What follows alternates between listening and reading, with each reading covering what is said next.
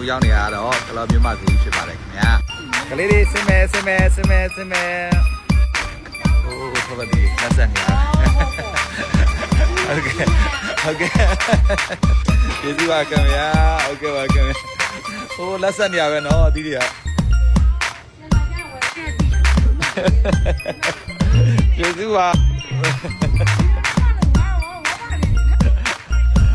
မစင်တို့ကိုလိုက်တော့မပါဘူးသူတို့ကြံခဲ့နောက်ခေါ်ခဲ့မယ်နော်ဆုံးလားခိုင်တို့ရဲ့ဒီဆုံးလားနဲ့ဆုံးစင်ကြီးလာလဲရပြီလား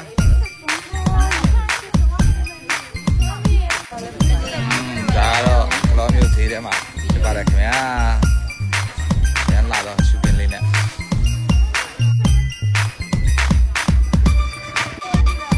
လေးရတာစိတ်ဝင်စားကြည့်နေပါတယ်ကြိုက်လားဟမ်မကြိုက်မို့နဲ့လေကြိုက်မိုက်ဝယ်လေဟုတ်ကဲ့ပါ